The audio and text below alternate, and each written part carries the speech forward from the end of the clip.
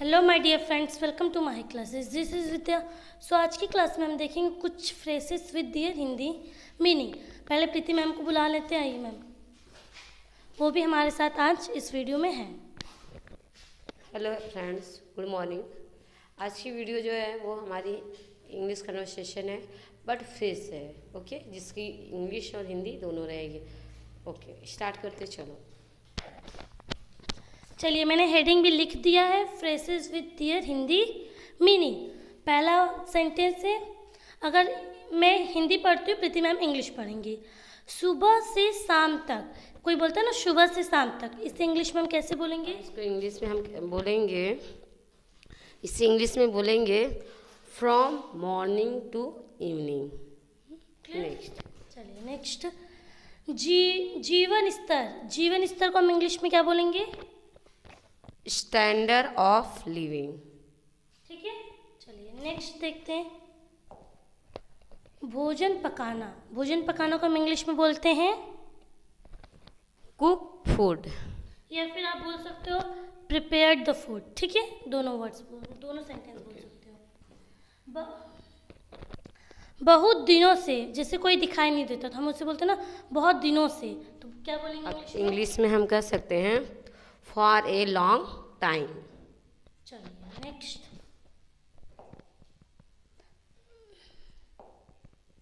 मृत शरीर। मृत शरीर मतलब मरा हुआ शरीर, उसे हम इंग्लिश में बोलेंगे शरीर की इस पे हिंदी में शरीर थोड़ा रॉन्ग है, तो लीजिए मैम सही कर दीजिए,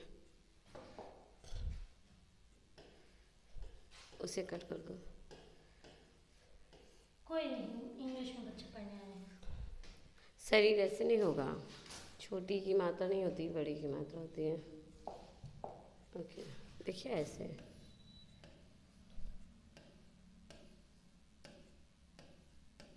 ओके, इस तरह से ये रॉन्ग है। तो डेड बॉडी, जिसको इंग्लिश में हिंदी में बोलते हैं मृत शरीर।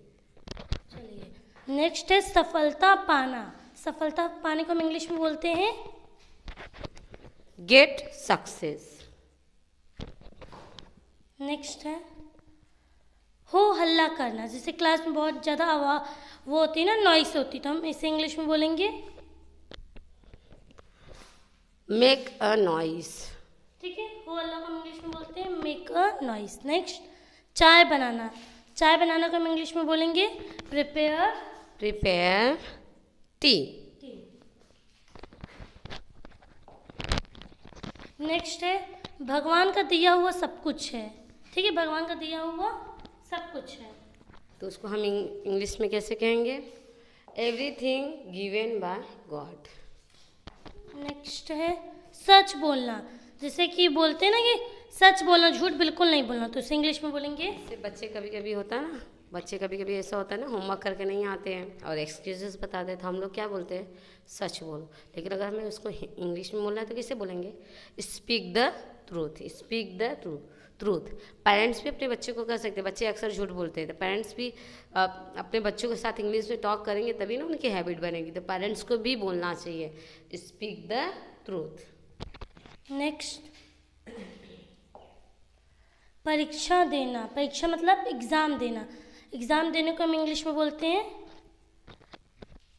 Appear at the examination. जैसे होता है ना, एट क्या है? प्रीपोजिशन है ये। सुनिए, अब हमारी बात सुनिए। जैसे एग्ज़ाम आ जाता है करीब, बच्चे कॉलेज नहीं जाते, उस वक्त टीचर्स कहते हैं ना अपीयर एट द एग्जामिनेशन, मतलब आप क्लास करने भले नहीं, बट एग्ज़ाम में ज़रूर आना, एग्ज़ाम ज़रूर देना।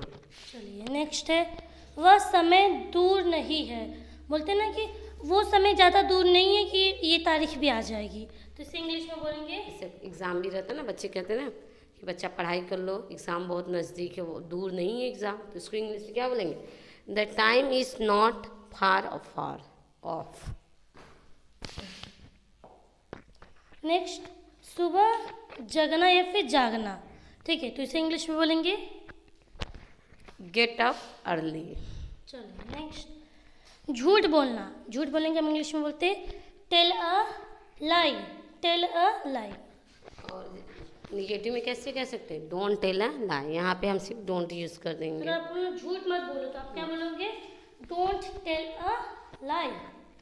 नेक्स्ट है दोस्ती करना। दोस्ती करना को हम इंग्लिश में बोलते हैं मेक फ्रेंडशिप। जैसे जब क्लास में दो बच्चे फाइट कर लेते हैं तो फिर हम लोग कहते हैं ना चलो दोस्ती करो एक दूसरे से, तो इंग्लिश में हम इसको कैसे बोलेंगे?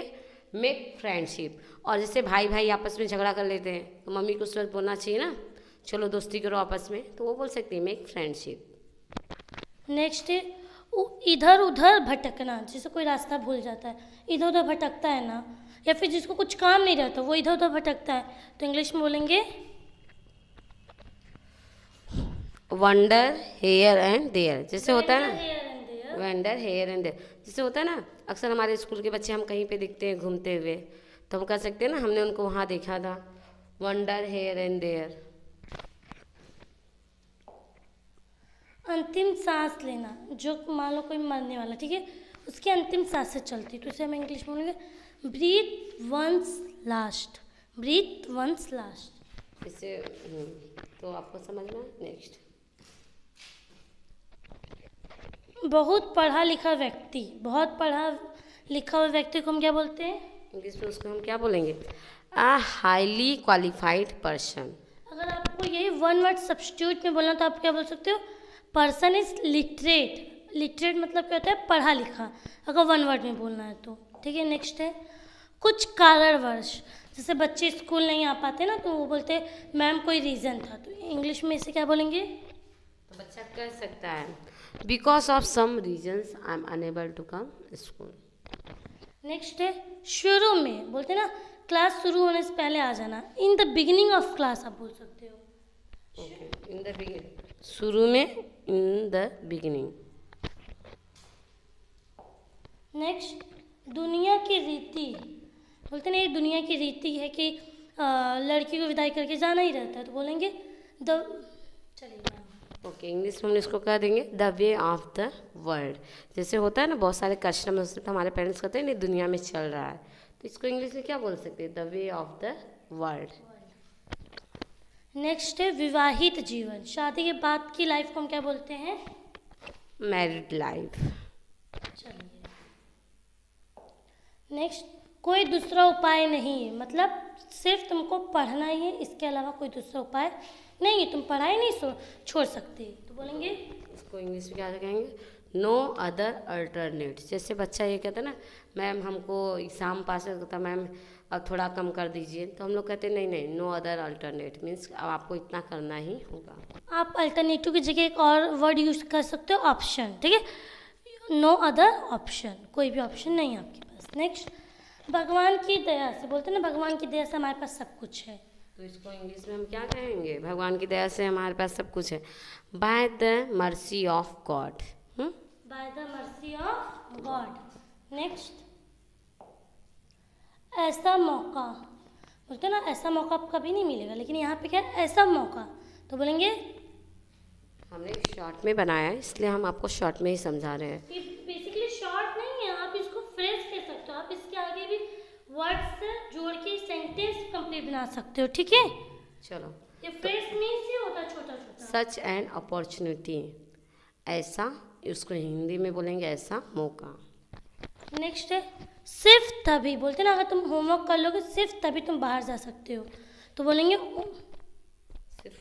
सिर्फ तभी को हम कह देंगे only then.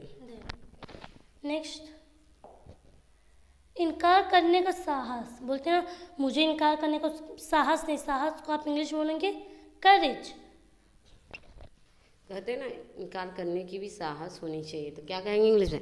Courage to refuse. और इनकार को हम इंग्लिश में बोलते हैं रिफ्यूज।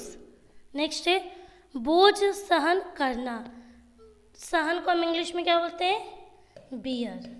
ठीक है, तो इंग्लिश क्या हो जाएगा पूरा? बोझ सहन करना। कहते हैं ना बेटा आपको इतना करना ही होगा, तो इंग्लिश में क्या हो जाएगा? Bear the burden. बहुत सारा हो जाता है तो बच्चे कहते हैं मैम इतना नहीं लिख पाएंगे, तो हम उसको क्या बोल सकते हैं? बियर द बर्डन, मतलब इतना आपको करना ही पड़ेगा। आपको ये 50 सेंटेंसेस लर्न करने होंगे। बिलीव में अगर आप ये 50 सेंटेंसेस लर्न कर लोगे तो आप 1-2 सेंटेंसेस तो रोज़ बोलना स्टार्ट कर ही दोगे, but you need to practise. आपको प्रैक्टिस तो करनी होगी। क्लियर? बहुत सारी चीज़ें, इसे इंग्लिश में बोलेंगे। जैसे हम कहते हैं ना आपको कल प्रैक्टिकल है, आपको बहुत सारी चीज़ें लाना है, तो हम इसको सिर्फ इतना कह सकते हैं, अ लॉट ऑफ थिंग्स। बच्चा समझ जाएगा हाँ बहुत सारी चीज़ें लाना है। नेक्स्ट है गलत कदम उठाना। गलत कदम उठाने को हम इंग्लिश में बोलते हैं। जैसे कोई बच्चा गलती कर दिया तो हम लोग कह सकते हैं ना, टेक अ रॉन्ग स्टेप, मतलब तुमने गलत कदम उठा लिए। नेक्स्ट है एकजुट होना। एकजुट मतलब क्या होता है? इकट्ठा होना, तो इसे इंग्लिश में बोलेंगे बिकम यूनाइटेड। जैसे परिवार में कुछ भी फंक्शन होता है तो पूरे परिवार के लोग इकट्ठा हो जाते हैं तो बोलते हैं बिकम यूनाइटेड। क्लियर? नेक्स्ट सही रास्ता। बोलते हैं ना ये सही रास्ता जा रहा है, तो क्या बोलेंगे? Proper way. या फिर इसको एक और सेंस में ले सकते हैं कि वो पढ़ाई के रास्ते में सही जा रहा है, तो बोलेंगे वो प्रॉपर वे पे है अपने स्टडीज़ को लेके। नेक्स्ट है मदद के लिए आना। कोई किसी को मदद चाहिए, कोई सामने आता तो बोलेंगे कम टू हेल्प। क्या बोलेंगे? मैम ने आपको दोनों बता दिया, मदद के लिए आना जिसका मतलब होता है कम टू हेल्प। नेक्स्ट है मूसलाधार वर्षा। तो आप इसको, ये तो देखिए फ्रेज है, तो यहाँ पे क्या यूज़ हो गया? रेन, कैट्स एंड डॉग, या फिर बोल सकते हो आप हैवी रेन। क्लियर? चलो नेक्स्ट, डन। चलेगा। ओके, नेक्स्ट है आपका rain, cats and dogs. Rain, cats and dogs, मूसलाधार वर्षा। जैसे तेज बारिश हो, अब तेज बारिश ना, लेकिन पहले देखो क्लास में क्या होता है ना, अभी कैसे बारिश का टाइम चल ही रहा है, तो बच्चे जब बारिश होता है तो कहते हैं ना कि बहुत तेज बारिश हो रहा है, बट वो इसको इंग्लिश में भी बोल सकते हैं ना, रेन, कैट्स एंड डॉग्स। खुद से बोल सकते हैं rain, cats and dogs. Next द्वार द्वार। द्वार द्वार मतलब घर घर, तो इसे इंग्लिश में बोलेंगे डोर टू डोर। चलो, जैसे भिखमंगे जो होते, बेगर्स होते, डोर टू डोर जाते हैं ना, तो बोलेंगे द्वार द्वार। नेक्स्ट कोई दूसरा रास्ता नहीं, नो अदर अल्टरनेटिव। ये रिपीटेड क्वेश्चन है। नेक्स्ट कई घंटों से। बोलते हैं ना वो बच्चा कई घंटों से पढ़ाई कर रहा है, तो इसे इंग्लिश में बोलेंगे फॉर सेवरल आवर्स। ठीक है? आवर्स है ना, आवर्स। यहाँ पे एक मिस्टेक है, यहाँ पे एंड हमने नहीं यूज़ किया। एंड हमारा क्या है? आर्टिकल से। ठीक है? चलिए नेक्स्ट है रात भर। बोलते ना रात भर वो पढ़ाई किया, सोया नहीं, तो इसे इंग्लिश में बोलेंगे फॉर द होल नाइट। रात भर के लिए बोलेंगे for the whole night. Next पैसों की ज़रूरत। पैसों की ज़रूरत पड़ती है, इसे इंग्लिश में बोलेंगे नीड ऑफ मनी। नेक्स्ट है आशीर्वाद पाना। आप किसी का फीट टच करते तो आशीर्वाद मिलता है, तो इसे इंग्लिश में बोलेंगे गेट ब्लेसिंग्स। आशीर्वाद को हम ब्लेसिंग्स कहते हैं। क्लियर? नेक्स्ट सम्मान पाना। बड़े सम्मान पाते हैं ना, इट मीन्स रिस्पेक्ट, तो इंग्लिश में बोलेंगे गेट रिस्पेक्ट। नेक्स्ट सजा पाना। किसी भी चीज़ को अगर पाना लिखना तो आप गेट से स्टार्ट कर सकते हो। Gate punishment. नेक्स्ट यह कहना गलत है। बोलते ना ये कहना भी यहाँ पे गलत है, तो इंग्लिश में बोलेंगे रॉन्ग टू से डैट। ठीक है। नेक्स्ट है ये गर्व की बात है। जैसे कोई क्लास 10th में टॉप करता है तो टीचर्स के लिए गर्व की बात होती है, तो बोलते हैं ना गर्व की बात है, तो इसे इंग्लिश में बोलेंगे a matter of pride. Next कुछ दिनों में। बोलते हैं ना कुछ दिनों में मेरे पापा मुंबई से आ जाएंगे, तो इसे इंग्लिश में बोलेंगे इन सम डेज। जैसे बच्चों को बोला जाता है ना, हाँ आपकी फीस नहीं पे, अपने पेरेंट्स को लेके आओ, तो बच्चे कह सकते हैं in some days my father will come. चलिए नेक्स्ट समय का अभाव मीन्स कमी, लैक ऑफ टाइम। नेक्स्ट विश्व में प्रसिद्ध। बोलते ना ये सिंगर विश्व में प्रसिद्ध है। प्रसिद्ध आप ऐसे लिखो, यहाँ पे छोटा ढा देना। चलो तो विश्व में प्रसिद्ध को हम क्या बोलेंगे famous in the world. And the next and the last one is मामूली आदमी। बोलते ना वो बहुत सिंपल मैन है, बहुत मामूली है, तो इंग्लिश में बोलेंगे तो मामूली आदमी को बोलेंगे सिंपल मैन, मतलब वो बहुत पैसे वाला नहीं है। Thanks for watching today's video. अगर वीडियो पसंद है तो वीडियो को लाइक कीजिएगा एंड शेयर कीजिएगा। अगर आप मेरे चैनल पर न्यू हो तो चैनल को सब्सक्राइब कर लीजिएगा। एंड ये सेंटेंसेस आपको लर्न करने ही होंगे। सो चलिए